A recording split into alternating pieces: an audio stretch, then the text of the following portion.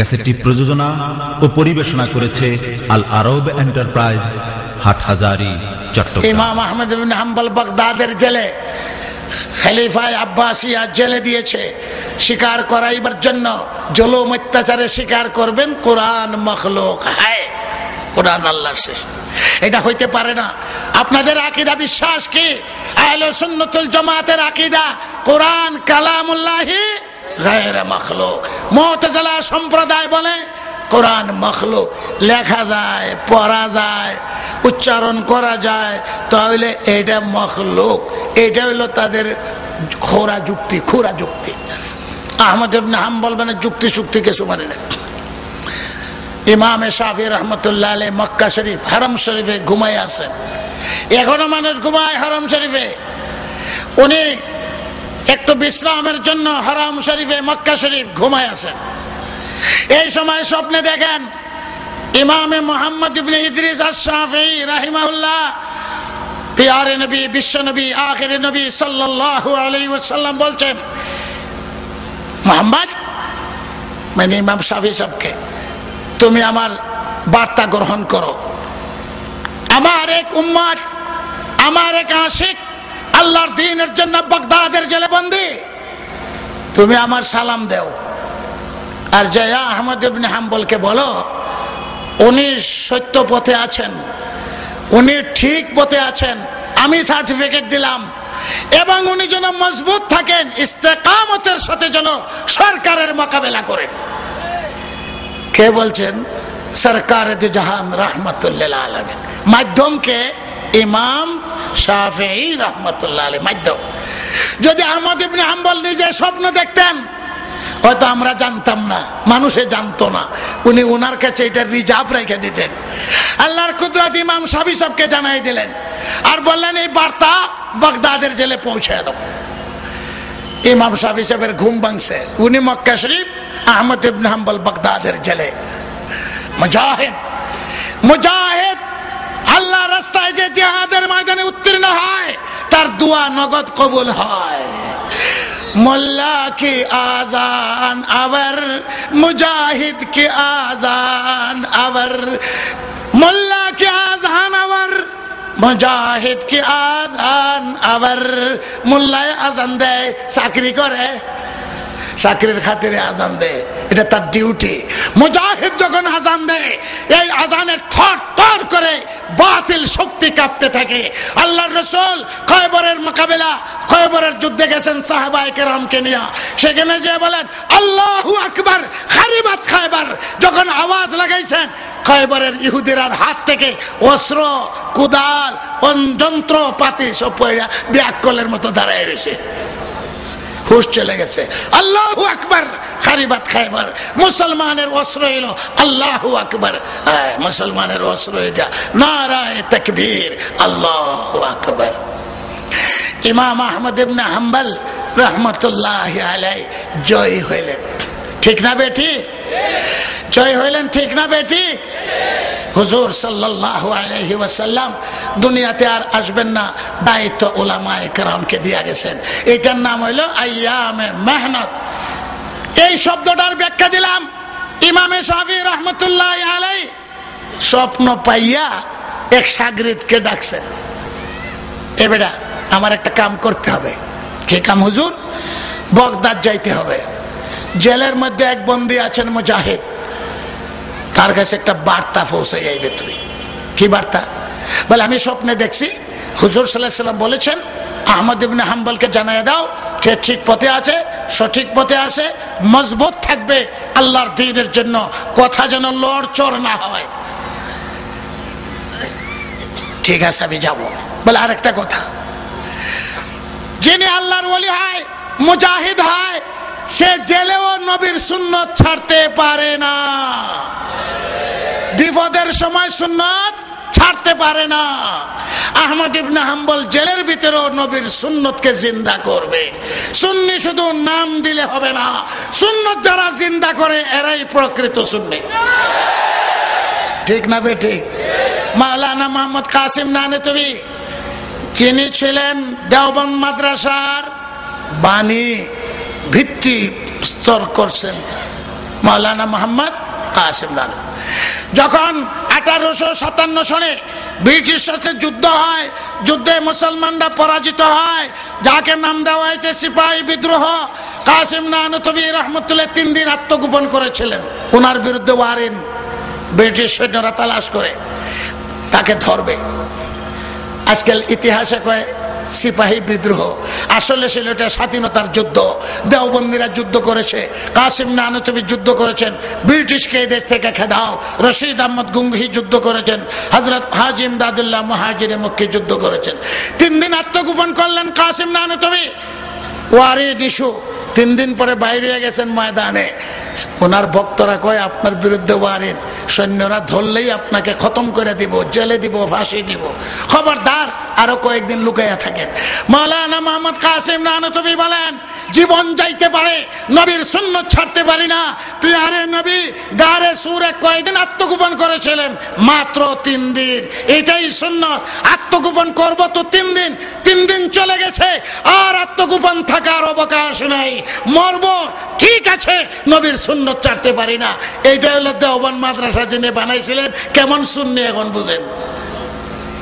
আহমদ ইবনে হাম্বল সুন্নত জারি করবেন। নবীর সুন্নত হলো তোমাকে যে কেউ সুসংবাদ দেয়, তুমি কিছু তাকে দান করো, কিছু দেও, এটাই সুন্নত। একটা সুসংবাদ দিল তোমার নাতি হয়েছে, তাকে কিছু দেও। তোমার সুসংবাদ দিল মাশাআল্লাহ তোমার ছেলের কাগজ হয়ে গেছে, জেল থেকে মুক্তি পেয়েছে, এইরকম কত সুসংবাদ আছে। তাহলে যে দিল তাকে কিছু দান করো। আহমদ ইবনে হাম্বল যখন এই সুসংবাদ জানতে পারবেন যে আল্লাহর রাসূল বলছেন আহমদ ইবনে হাম্বল সঠিক পথে আছে, আহমদ ইবনে হাম্বল মজবুত থাকো, নবী সার্টিফিকেট দিলেন, এর চেয়ে বড় সুসংবাদ আছে নাকি? তাহলে আহমদ ইবনে হাম্বল নিশ্চয়ই তোমাকে কিছু দান করবেন। কি দান করবেন এটার মালিক তুমি, কিন্তু ফিরত যখন আসবে তুমি আইসা আমাকে জানাইবা কি পাইলা। আহমদ ইবনে হাম্বল সুন্নত তো জারি করবেন বুঝি আমি, কিন্তু কি জিনিস তোমাকে দেওয়া হলো তুমি ঘুরে এসে আমাকে জানাইবা, এটাও বলে দিছেন। ওই লোক বাগদাদ গেছে, আহমদ ইবনে হাম্বলের সঙ্গে জেলের ভিতরে যে দেখা করছে, আর নবীর বার্তাটা পৌঁছে দিছে। এই বার্তা কার মাধ্যমে আসলো? ইমামে শাফিঈ রাহমাতুল্লাহের মাধ্যমে আসলো। আহমদ ইবনে হাম্বল খুশি হইয়া বলেন আমি কি দিব, জেলে আমার কাছে পয়সা নাই, কোনো ভালো কাপড় নাই, টাকা নাই, তবে আমার শরীরের জামাটা তোমাকে খুলে দিয়ে দিলাম। সুন্নতের আমল করেছেন। যে সমস্ত লিডারের কাছে সুন্নত নাই, এরা ইসলামের লিডার হইতে পারে না। যাদের কাছে নবীর আদর্শ নাই, ইসলামের লিডার হইতে পারে না, এরা কোনোদিন জয়ী হতে পারবে না। জয়ী হতে হলে সর্বাবস্থায় নবীর সুন্নতকে চিন্তা করতে হবে। জামা দিয়া দিছেন, ওই লোক জামা নিয়া আবার ঘুরে আইছে কোথায়? মক্কা শরীফ। ইমাম শাফি রহমতুল্লাহ আলাইহি, ইমাম শাফি সাহেব প্রশ্ন করেন আগে শোন কি পাইছস ক।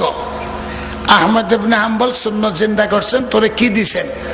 বলে আমারে কি দিব, আমারে শরীরের জামাটা দিয়ে দিছে, আর তো কিছু নাই ওনার কাছে। শরীর খোলা, শরীরের জামা বুঝেন, কুর্তা দিয়ে দিছে। ইমাম শাফি রহমতুল্লাহ আলাইহি বলেন এই জামার মালিক তুমি, কিন্তু এই জামাটা আমার কাছে দেও, আমি তারে ধইয়া কিছু পানি রেখা দিব, এই মুজাহিদের এই জুব্বার ধোয়া পানি দিয়ে যেন আমি মরলে পরে আমাকে গোসল দেওয়া হয়। আমার আশা এত বড় মুজাহিদ সরকারের সাথে ইমান দিয়ে ফাইট করছেন, আর জেলে বন্দি বেত্রাঘাত খাচ্ছেন। আল্লাহ তাআলা তার জামার মধ্যেও বরকত আছে। এই জামা ধোয়া পানি দিয়ে যদি আমার মারা যাওয়ার পরে গোসল দেওয়া হয়, এইটা আমার মুক্তির উসিলা হইতে পারে, কবরের আযাব থেকে বাঁচতে পারি। এই আশায় চাইলে জামাটা আমারে দে, মালিক তুই, আমি এটা ধোয়া পানি রেখে দেব। ইমাম শাফি সাহেব তাই করলেন। আহমদ ইবনে হাম্বলের জামা ধোয়া পানি রেখে দিলেন, মরলে পরে যেন মারা যাওয়ার পরে ওনাকে গোসল দেওয়া হয়, জানাজার গোসল। এই হলো দাম একজন মুজাহিদের। এই যুগের নাম হইল আইয়ামের ইদ্দাত, আইয়ামে মেহনত। দুইটা শব্দ আমি আপনাদেরকে শোনাইলাম। খলিফাতুল মুসলিমিন হযরত আবু বকর সিদ্দিক সেই আইয়ামের ইদ্দতের সময় সমস্ত মুরতাদদের মোকাবেলা করেছেন। আজকে আমাদের গর্দনে, সরকারের গর্দনে কিছু নাস্তিক মুরতাদের মতো এইরকম শয়তান সোয়ার আছে। এই মুরতাদ শয়তানেরাই দালালি করে আর ফতোয়াকে নিষিদ্ধ করে। আপিলের মধ্যে ঝুলে রয়েছে, আপিলের রায় দিচ্ছে না, ফতোয়া নিষিদ্ধ। আমাদের পক্ষ থেকে বড় বড় ব্যারিস্টাররা আপিল করেছেন যে না, এই রায় হাইকোর্টের উড্র করো। কত বছর হয়ে গেল ঝুলে আছে, এইবার তারা আপিলের রায়কে দিবে, আবার স্থগিত করছে। ফতোয়া নিষিদ্ধ, ফতোয়া নিষিদ্ধ, হাইকোর্টের রায়। আবার ব্যারিস্টার এলো ডক্টর কামালের মতো বুদ্ধিজীবী নিষিদ্ধ করার জন্য। কিন্তু দেশের গতি, 14 কোটি 15 কোটি মানুষের গতি দেখা আবার রায়টারে কয়েকদিনের জন্য মুলতবি রাখছে। রায় তৈয়ার করা কি? হাইকোর্টের রায় বহাল, ফতোয়া নিষিদ্ধ। আমাদের শরীরে রক্ত থাকতে, এই দেশের কোটি কোটি মুসলমানদের শরীরে রক্ত থাকতে, জীবন থাকতে হাইকোর্টের রায়কে বহাল হতে আলেমরা দেবে না, দিবে না, দিবে না হাইকোর্টের রায়কে বহাল করতে।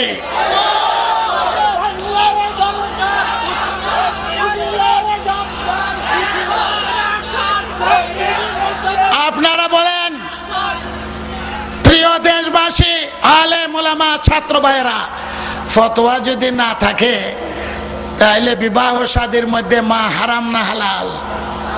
শাশুড়িকে বিয়া করা হালাল না হারাম? নিজের বোনকে বিয়া করা হালাল না হারাম? যখন ফতোয়া থাকবে না তো কেউ আর নিজের বোনকে বিয়া করতে বাধা থাকবে না। যখন ফতোয়া থাকবে না তখন শাশুড়িকে বিয়া করতে আর বাধা থাকবে না। ফতোয়া যারা নিষিদ্ধ করে এরা চায় শাশুড়িকে বিয়া করতে, এরা চায় শালীকে বিয়া করতে, এরা চায় বোনকে বিয়া করতে। এরার কাছে হালাল হারাম নাই, তসলিমা নাসরিনের কাছে কোনো হালাল হারাম নাই। তসলিমা নাসরিন এই দেশে নাই, তসলিমা নাসরিনের কাছে হালাল হারাম নাই। ফতোয়াই বলে হালাল হারাম। তাহলে শুয়োর হারাম থাকবে না, শিয়াল হারাম থাকবে না, কুকুর হারাম থাকবে না। চায় ছাড়া দেশের মানুষকে হাইওয়ান জানোয়ার বানাইতে। এই জন্যই বলে ফতোয়া নিষিদ্ধ, হাইকোর্টের রায় এটা বহাল থাকবে। আমরা কই বহাল থাকবে না। আমাদের ব্যারিস্টাররা বলে না, আরে ফতোয়া তো ভুল করে। হ্যাঁ ঠিক আছে, ডাক্তাররাও অপারেশনে ভুল করে। ডাক্তার যদি অপারেশনে ভুল করে, একটা দুইটা না, হাজারো কেস আছে অপারেশনে ভুল করে, ব্লেড পাওয়া যায়, ওষুধ ভুল দেয়, রোগী মারা যায়। সমস্ত হসপিটাল বন্ধ করো, সমস্ত মেডিকেল কলেজ বন্ধ করো। ডাক্তাররা ভুল করে। ডাক্তার ভুল করলে কোনোদিন মেডিকেল সায়েন্স বন্ধ হয় না, মেডিকেল কলেজ বন্ধ হয় না, হসপিটাল বন্ধ হয় না। এক ব্যক্তির শাস্তি হতে পারে যদি প্রয়োগ করে, যদি সার্টিফিকেট থাকে তাহলে কেস নাও হতে পারে। আর ফতোয়া যারা দেয়, নাবালেগ মুফতি আছে, নাবালেগ মুফতি সালাউদ্দিন খতিবের মতো মুফতি, 100 টাকা ফিতরা। তার লোকে ওই ধরছে যে বেটা এইটা কি কইলি, আবার মিটিং দেখে কয় ভুল হইছে।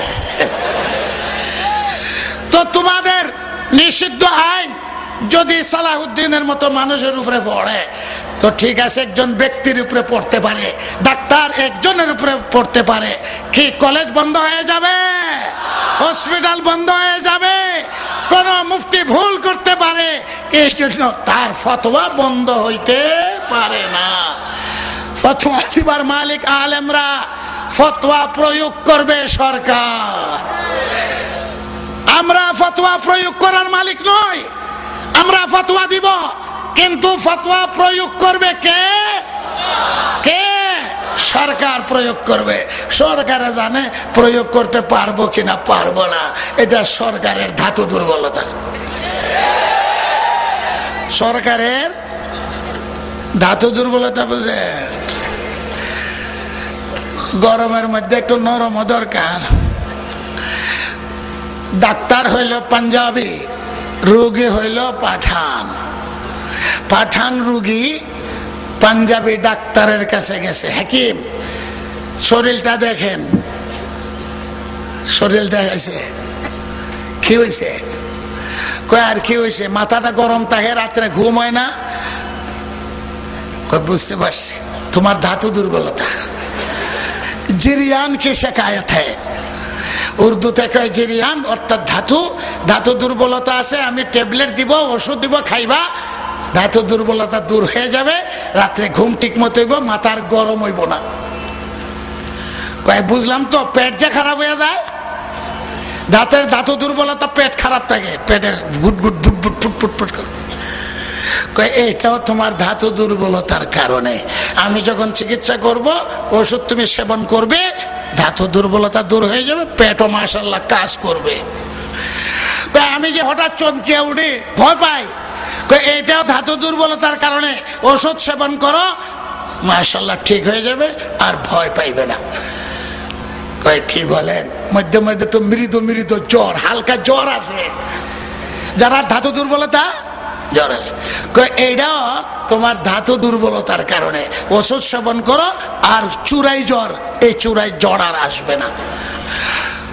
আকাশ যখন মেঘাচ্ছন্ন হয় আকাশের মধ্যে আবর দেখা যায় সামনে পানি নদী পেশাবের বড় বেগ হয় এইটাও তোমার ধাতু দুর্বলতার কারণে এইবার তো পাঠান খেপছে আমি এটাই জিজ্ঞেস করি খালি কয় ধাতু দুর্বলতা আবার জিজ্ঞাসা করব যদি কয় যে আবারও যে জিরিয়ানকে শিকায়ত ধাতু দুর্বলতা তাহলে আমি আজকে হেকিমের দাঁতু নিজেই বাইর করে দেব নিয়ত পাক্কা পাঠান अगर इंसान है तो इंसान फिर कौन है তাই হেকিম সাহেব আমার তো কিছু ইয়াদ থাকে না ধাতু দুর্বলতা হলে ছাত্র হোক যেই হোক বুড়া হোক জওয়ান হোক স্মৃতিশক্তি নষ্ট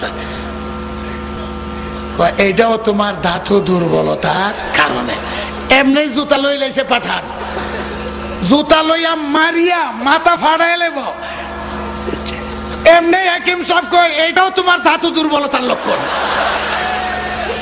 এইটাও তোমার ধাতু দুর্বলতার লক্ষণ আমি ভালো কথা কইলাম তোমার বেমারের ওষুধ বাতাইলাম আর তুমি আমার মাথা ফাটাই লাইবা আজকে আলেম ওলামারা ফতোয়া থাকলে লাভ কি হবে ফতোয়া নিষিদ্ধ হলে ক্ষতি কি হবে এটা পূজার মতো ক্ষমতা হাইকোর্টে যারা রায় দেয় তাদের নাই ধাতু দুর্বলতা পাইছে এই ধাতু দুর্বলতায় পাইছে আমরা ভালো কথা বলি ফতোয়া নিষিদ্ধ হলে মা হারাম থাকবে না সুয়ার হারাম থাকবে না ফতোয়া থাকবে ইনশাআল্লাহ ফতোয়া থাকবে ইনশাআল্লাহ ফতোয়া থাকবে 14 কোটি মানুষ মুসলমান এই দেশে যদি থাকে ফতোয়া থাকবে ফতোয়ার হাইকোর্ট আমরা তো মানি কিন্তু হাইকোর্টের রায় কোরআনের বিরুদ্ধে ফতোয়ার বিরুদ্ধে মানি না মানব না মানি না মানব না জীবন দিতে হবে আরে জীবন দেওয়া তো একবারে সহজ রক্ত দিতে আলেম ওলামারা পাবলিকরা এই দেশে প্রস্তুত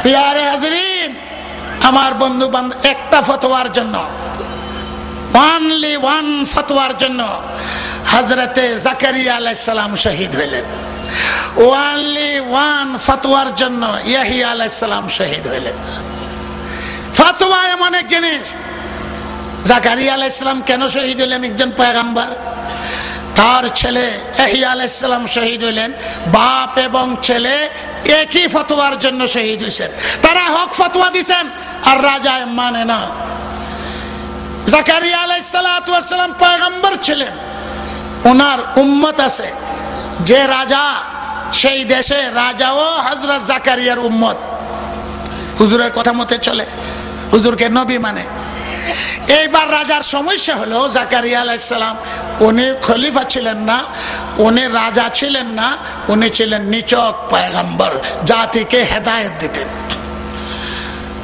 রাজার সমস্যা হলো রাজা একটা সেকেন্ড বিয়ে করছে প্রথম বিবাহের সাথে কি সম্পর্ক দ্বিতীয় বিবাহের মধ্যে সম্পর্ক হলো ওই মহিলার সঙ্গে আরেকটা মেয়েও আসছে মেয়ে খুব সুন্দরী এইরকম অনেক মহিলা বিবাহ শাদী হয় সঙ্গে বাচ্চা থাকে তো ওই মহিলার বাচ্চা আছে মেয়ে বাচ্চা সুন্দরী বড় হয়েছে বিয়ার উপযুক্ত হয়েছে এখন মহিলার চিন্তা হইল বেগম সাহেবের চিন্তা রানীর চিন্তা হলো এই মেয়েকে যদি অন্যত্র বিবাহ দেওয়া হয় তো রাজার সম্পত্তি নিয়ে যাবে রাজত্বও নিতে পারে এক কাজ করার দরকার, তার কুবুদ্ধি শয়তান গর্দনে কয় যে আমার মেয়েকে রাজার কাছে বলে, আমি তো গার্জেন, এটা তো এই স্বামীর ঘরে না, রাজার মেয়ে না, ওই মহিলার সঙ্গে মেয়ে আসছে, লালন পালন বড় করছে, এখন রাজার কাছে নিজের স্বামীর কাছে বিয়া দিতে চায়। কেন? আমি তো এমন বৃদ্ধা হয়ে গেছে, কাম কাজ চলে না, এটা যুবতী আছে, তোমার কামে লাগবো। মতলব কিন্তু দুসরা। আর একটা যদি বিয়া দিয়া দেই তো সম্পত্তি নিয়ে যাইবে, তো সম্পত্তি ঘরে থাকো, এই হলো বুদ্ধি। রাজাকে বলে তুমি বিয়া করে লো, আমার মেয়ে আমি তোমার কাছে বিয়া দিলাম, হালাল হারাম বুঝে না। রাজা কয় আমার পয়গাম্বর আছেন, পয়গাম্বরকে মশলা না জিজ্ঞাসা করে কিছু বলতে পারবো না। পয়গাম্বরকে জাকারিয়া আলাইহিস সালাম, জাকারিয়া আলাইহিস সালাম শহীদ হয়েছেন, ইয়াহইয়া আলাইহিস সালাম শহীদ হয়েছেন। কেন শহীদ হইলেন? একটি ফতোয়ার কারণে। রাজাকে রাজা জিজ্ঞাসা করে জাকারিয়া আলাইহিস সালামকে, আমি একটা সমস্যায় আছি হুজুর, আমার মেয়েকে, এটা আপন মেয়ে না, আমার ওয়াইফের সঙ্গে আসছিল, তাকে আমি বিয়া করতে পারবো? আমার বেগম সব কিন্তু দিতে চায়, সে তো গার্জেন। জাকারিয়া আলাইহিস সালাম বলেন হারাম হারাম হারাম হারাম, কোরআনেও হারাম। তোমার ওয়াইফের মেয়ে তুমি বিয়া করতে পারো না। কিটা কি বুঝছো? তোমার ওয়াইফকে ব্যবহার করবা, ওয়াইফের মেয়ে ও ব্যবহার করবা। বেটা, এটা মানবতা, এটা মানুষত্ব, এটা তো জানোয়ারের কাম। জাকারিয়া আলাইহিস সালাম নিষেধ করে দিয়েছে। রাজা বুঝ পাইছে, আইয়া বেগম সাহেবের কাছে কাম হবে না। কি হয়েছে? কই হুজুর এত না করে। মহিলায় কয় তোমার হুজুর আর তুমিও একটা রাজা, হ্যাঁ, বল প্রয়োগ করো, টাকা পয়সা দাও, হাদিয়া তুফা দাও, উপটুকন দাও, আরে কয় টাকায় বিকে যায়, কয়েকটা টেহা দিলে রাজি হয়ে দেব। তুমি আবার ফিরত আইছো। জাকারিয়া আলাইহিস সালাম ঘুষ খাইবেন, ঘুষ খাইয়া ফতোয়া দিবেন। জাকারিয়া আলাইহিস সালামের কথা বলে এই ঘুষে টুসে কামাইতো না, হুজুর ফতোয়া দিত না। মহিলায় কয় যদি ঘুষে না মানে বল প্রয়োগ করো, সেনাবাহিনী আহ্বান করো, বিডিআর আহ্বান করো, র্যাব আহ্বান করো, জাল্লাদ আহ্বান করো, ভয় ভীতি দেখাইলে মোল্লা রাজি হইব।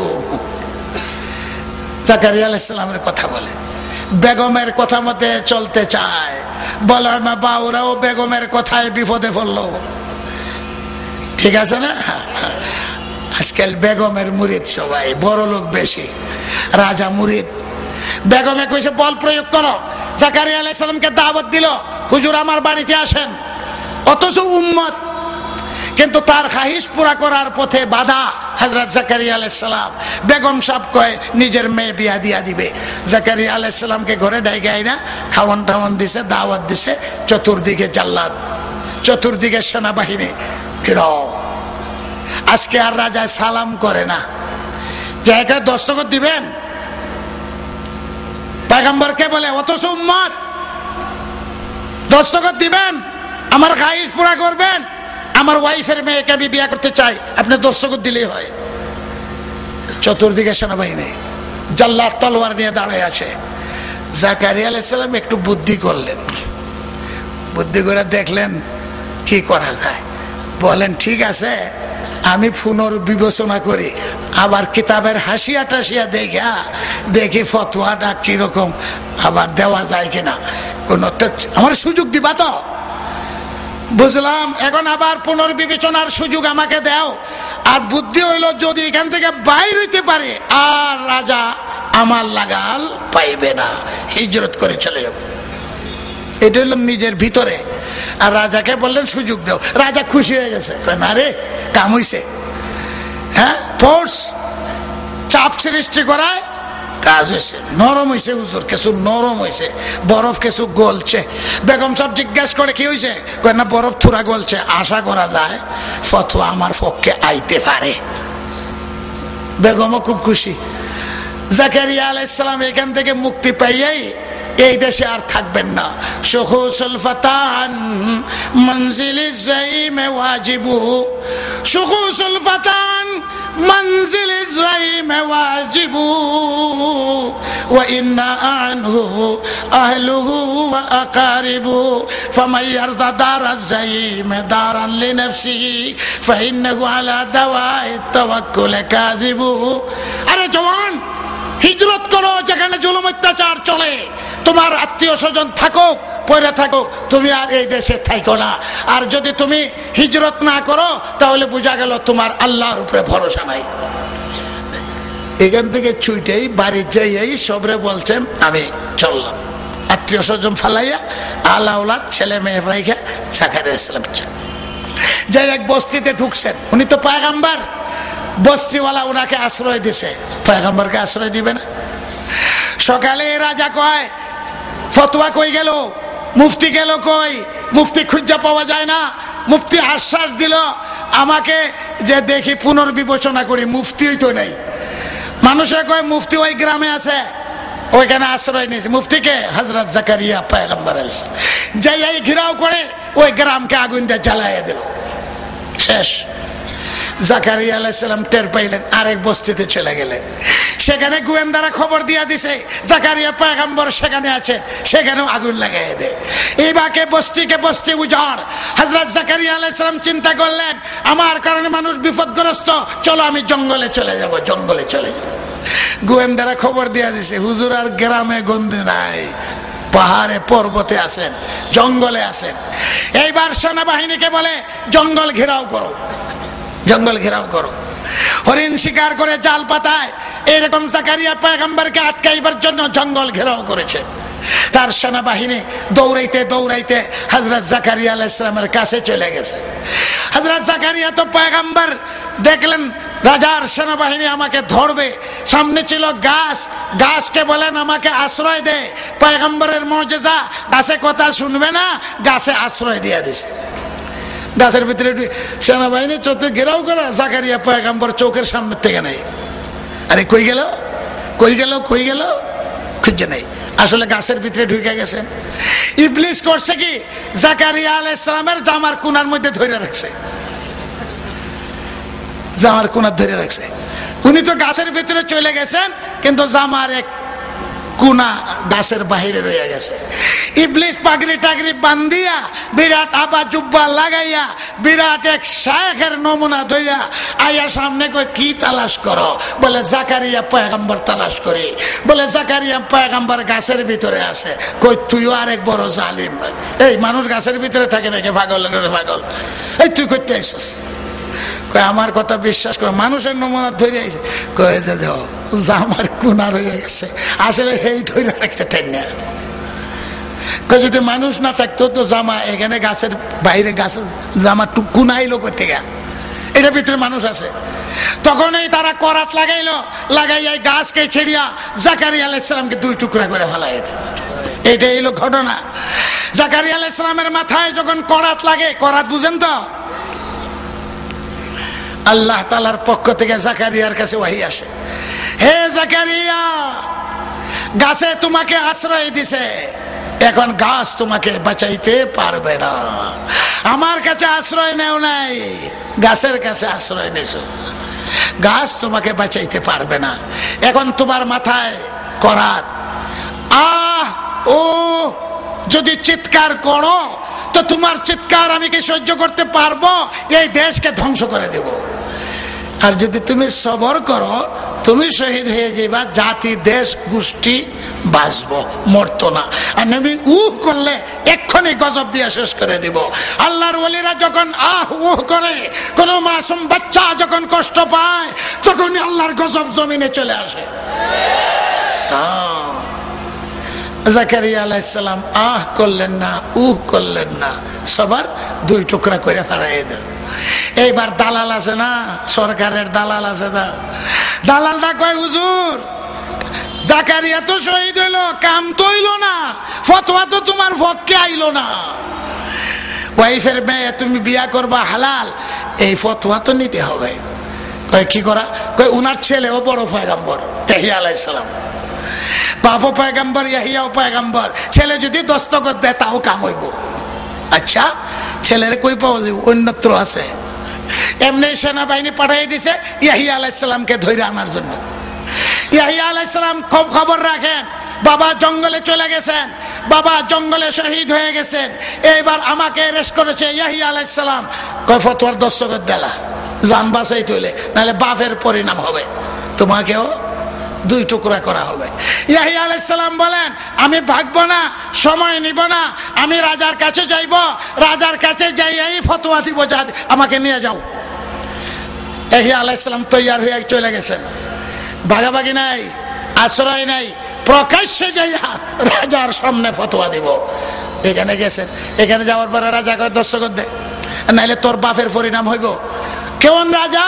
উম্মত হেওয়া ইসরায়েলি জাকারিয়া আলাইহিস সালাতু ওয়াস সালামকে পয়গম্বর মানে, কিন্তু তার স্বার্থের বিরুদ্ধে যখন ফতোয়া জাকারিয়া আলাইহিস সালামকে শহীদ করে, এইবার ইয়াহিয়া পয়গম্বরকেও শহীদ করে। আল্লাহর কোরআনে আল্লাহ তাআলা বলেন ইসরায়েল লাখো পয়গম্বরকে শহীদ করেছে। কেন শহীদ করেছে? তাদের মনের উল্টা ফতোয়া দেওয়ার কারণে। ফতোয়া এমন এক জিনিস, ফতোয়ার কারণে বাপ শহীদ হইল। এইবার ছেলের ফালা, ছেলে রাজার সামনে দাঁড়াইয়া বলেন শোনো, হারাম হারাম হারাম, ওয়াইফের মেয়ে তুমি বিবাহ করতে পারবে না, হারাম হারাম হারাম, 100 বার হারাম, 1000 বার হারাম, যা মনে চায় তা করতে পারো। ইয়াহিয়া আলাইহিস সালামকে শুলিতে চড়াইয়া দিল, 2 জন শহীদ হয়ে গেল। এটার নাম হইল ফতোয়া। ফতোয়ার কারণে পয়গম্বররা শহীদ হয়েছেন। আজকে আলিম ওলামারা হাইকোর্টের রায়ের কারণে ফতোয়াকে নিষিদ্ধ হবে? ফতোয়াকে আমরা দেব না? তো মানুষ গরু ছাগল হবে? ফতোয়া অবশ্যই দিব। যদি কেউ ভুল করে তা তার ভুল ধরাইয়া দিবে। এই জন্য তো ফতোয়া বন্ধ হইতে পারে না। নাবালিগ মুফতি হবে, টাকা খাইয়া ফতোয়া দিবে, হইতে পারে। ডাক্তার ভুল করতে পারে, কিন্তু হসপিটাল বন্ধ হবে না, মেডিকেল সায়েন্সের পড়ালেখা কলেজ বন্ধ হবে না। আমার কথা বুঝতে পারছেন আপনারা? ফতোয়া এমন এক জিনিস। আল্লাহর কোরআনে আল্লাহ রাব্বুল আলামিন সূরা ইউনূসে যে আয়াতগুলি আমি পড়ছি, এই আয়াতের তরজমা আপনাদেরকে শুনিয়ে দেব। সময় নাই, ঘড়ির কাঁটা দৌড়ছে, আমার টিকিট করা। ব্রাদরানে ইসলাম, কোরআনের আয়াত, এটার তরজমা করি, তাফসীরুল কোরআন। وقال الذين لا يرجون لقاءنا ائتِ بقرآن غير هذا أو بدله من تلقاء أو بدله। যারা আল্লাহকে চায় না, আখিরাতকে চায় না, একদল মানুষ নবীর কাছে যায় কয় তোমার এই কোরআন চলতো না। কি কয়?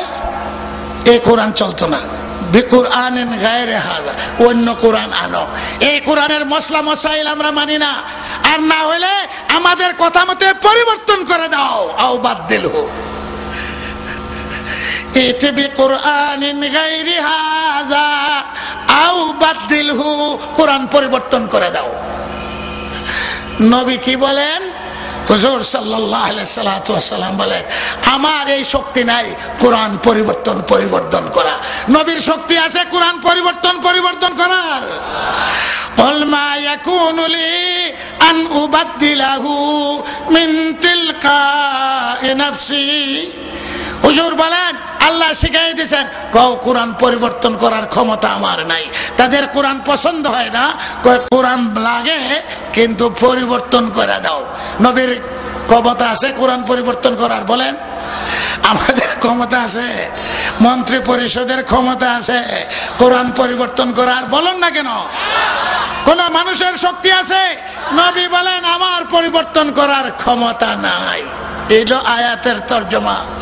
আল্লাহু শাআল্লাহু মা তালাউতুহু আলাইকুম ওয়ালা আদরাকুম বি ফাকাদ লাবিস্তু ফীকুম উমরাম মিন ক্বাবলিহি আফালা তাকিলুন।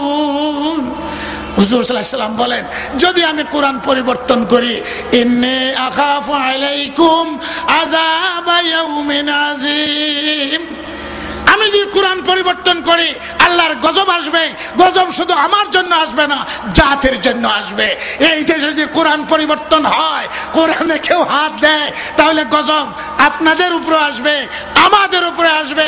আমরা দেশকে বাঁচাইবার জন্য, হাটাজারির মহতামিম সাহেব দেশকে বাঁচাইবার জন্য, জাতিকে বাঁচাইবার জন্য বলতেছেন, আমি উলামায়ে কেরাম দেশবাসীকে ডাক দিছি, মহাসমাবেশ করব, কোরআনে কাউকে হাত দিতে দিব না, কোরআনে হাত দিলে গজব আসবে। তাহলে হাটাজারির প্রিন্সিপাল শেখুল হাদিস ইমামুত তরিকত দেশকে বাঁচাইতে চান, জাতিকে বাঁচাইতে চান, ঠিক না বেটি? আল্লাহ রাসূল সাল্লাল্লাহু আলাইহি ওয়াসাল্লাম বলেন, আমি কোরআন পরিবর্তন করতে পারবো না, যদি আমি কোরআন পরিবর্তন করি তো খোদার গজব আসবে। আপনারা কি খোদার গজব চান? এই দেশের মানুষ আল্লাহর গজবে নষ্ট হয়ে যাক চান? দেশকে বাঁচাইতে চান? হাটাজারির মহতামিম সাহেব, আল্লাহ এই দেশকে বাঁচাও, কোরআন থাকুক, ঠিক জায়গায় থাকুক, কোরআনের পরিবর্তন আমরা সহ্য করব না। এই দেশের কোটি কোটি মানুষ, 14 কোটি মানুষ আহমদ শফী সাহেবের নেতৃত্বে পাবলিক উলামায়ে কেরাম 40,000 মাদ্রাসা রক্ত দিতে প্রস্তুত। জাকারিয়া আলাইহিস সালাম যদি ফতোয়ার জন্য রক্ত দিতে পারেন, আরে যদি ইমাম আহমদ ব্যক্ত করেন, তাহলে 14 কোটি মানুষ এর নেতৃত্ব দিবেন আর সব রক্ত দিতে আল্লাহর রাস্তায় শহীদ হইতে প্রস্তুত আছে। শহীদ হলে কি পয়গম্বরই শহীদ হয়েছেন? আমরা শহীদ হলে কোনো দোষ আছে? বলেন দোষ আছে? শহীদের রক্ত হবে লৌনুদ্দম ও রিহুহু রিহুল মিস্ক। এটা গণতন্ত্র, এটা গণতন্ত্র দেশ। আমাদের কথা কেন শুনবে না? আমাদের সুপারিশ কেন শুনবে না? শিক্ষানীতি সম্পর্কে সুপারিশ দেওয়া হলো, শুনে না। ফতোয়ার বিরুদ্ধে আইন করতে চায়, কেন আইন করবে বাবা? ফতোয়া না থাকলে তো তোমরাই মরবে। আর কেন কোরআনে হাত দিছ? কোরআনে বলে একটা ছেলের 2টা মেয়ের সমান। এটা কুলিল্লাহু ইফতিকুম, আল্লাহ ফতোয়া দিয়েছেন। ওয়ালিজ যাকারি মিসলু হাজ্জিল উনসায়াইন, এটা কোরআনের আয়াত। একটা পুরুষ আর একটা মহিলার সম্পত্তিতে সমান অধিকার হইতে পারে না। পুরুষের অর্ধেক, অর্থাৎ 2 বোন মিলে 1 ভাইয়ের সমান পাইবে। এটা আমার কথা না, কোরআনের কথা। এখন নারী নীতিমালায় যদি বলে যে সম অধিকার, সম্পত্তিতে সমান অধিকার, নারী নীতিমালা ও কফি আমাদের কাছে আছে, আমরা মিথ্যা কথা বলি না। যারা এটাকে মিথ্যা কথা বলে সমাজকে ধোঁকা দিতে চায়, তাদের ছাপানো নীতিমালা, নারী নীতিমালা, নারী উন্নয়ন, নারী ক্ষমতায়ন, যেটা মন্ত্রী পরিষদে পাস করেছে, খসড়ার কপি আমাদের কাছে আছে। সব কথায় আমাদের আপত্তি নাই। নারীকে উন্নতি করো, ফান্ড করো, ভাতা দাও, এগুলা ব্যাপার না। কিন্তু কোরআন বলে নারী বাপের সম্পত্তির মধ্যে ছেলের সমান হইতে পারে না, এটা কোরআন। এখন এইখানে আমাদের আপত্তি যেন কোরআনের পরিবর্তন করার ক্ষমতা মন্ত্রী পরিষদের নাই। এখন কোরআন এই দেশে মিটাইয়া দিবে, কোরআনের আয়াতকে বিকৃত করবে, এই দেশে কোরআনের উল্টা আইন করবে, আমরা মানতে পারি? মানতে পারি? কোনোদিনও এইটা দেশের মানুষ মানবে না। না মানলে আপনাদের ক্ষতি হবে, দেশের ক্ষতি হবে, আমাদের ক্ষতি হবে, আমরা ধ্বংস হয়ে যাব। জাপান সুনামি চলছে, ঠিক না বেটি? জাপানের কি অবস্থা চলছে পত্র পত্রিকায় দেখতেছেন। কিছুদিন আগে ইন্দোনেশিয়ার সুনামি, মালয়েশিয়ার সুনামি। আমাদের দেশে বারবার জলোচ্ছ্বাস হয়। যারা কোরআনে হাত দিল এরা সাগরকে দাওয়াত দিচ্ছে, আয় জলোচ্ছ্বাস নিয়ে। যারা কোরআনে হাত দিছে এরা চায় আসমানকে দাওয়াত দিতে, আয় গজব নিয়ে। যারা কোরআনে হাত দিছে এরা দাওয়াত দিচ্ছে জমিনকে, আয় ভূমিকম্প নিয়ে।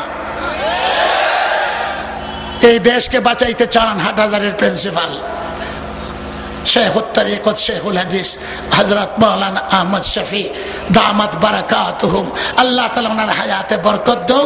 দেশবাসীকে নিয়ে, সারা বাংলাদেশের আলেম ওলামাদেরকে নিয়ে উনি নেতৃত্বে উলামায়ে কেরাম একমত হয়েছেন, আন্দোলন করবেন। বলো আন্দোলন কেন? দেশ ধ্বংস করার জন্য না বাঁচাইবার জন্য? জুড়ে বলেন। দেশকে ধ্বংস করার জন্য না বাঁচাইবার জন্য? বাঁচাইবার জন্য। আমরা যেন এই দেশে শান্তি মতে থাকতে পারি, আল্লাহর গজব থেকে আমরা বাঁচতে পারি। কোরআন পরিবর্তন করার ক্ষমতা নবীর আছে, আমাদের আছে, সরকারের আছে, কেউর আছে? লা তাবদীলা লিকালিমাতিল্লাহ। আল্লাহ বলেন কেউ পরিবর্তন করতে পারবে না। আমি একটা ঘটনা কই। ইনতাকিয়া সিরিয়ার বর্ডারে, এই দেশটা ছিল খ্রিস্টানদের দেশ। হযরত উমরের যুগে এরা মুসলমান হয়েছে। ইনতাকিয়াওয়ালাদের কথা কোরআনে আছে। কোরআনে কি আছে? ফাতায়া আহলা কারিয়াতিন ইসতাতআমা আহলাহা ফাআবাউ আন ইউযায়িফুহুমা ফাওয়াজাদা ফিহা জিদারান ইউরিদু আন ইয়ানকাযযা ফাআকামা ক্বালা লাউ শি'তা লাত্তাখাযতা আলাইহি আজরা ক্বালা হাযা ফিরাকু বাইনি ওয়া বাইনাক। হযরতে মূসা আর হযরতে খিজির, আলিম ওলামারা তো জানেনই যে তারা দুইজন সফর সঙ্গী। মূসা আলাইহিস সালাম খিজিরের শাগরিদ হইয়া দ্বীন শিক্ষা করার জন্য আল্লাহর হুকুমে চলছেন। যাইতে যাইতে ইনতাকিয়া শহরে গেছেন। সেখানে মুসাফির হিসাবে কিছু খাবার চাইছেন, ভুক পেটে কিছু খাওয়ান দেও। কোরআনে কয় ফাবাউ, এরা অস্বীকার করলো, তোমাদেরকে খাইবার দেওয়া যাইত না।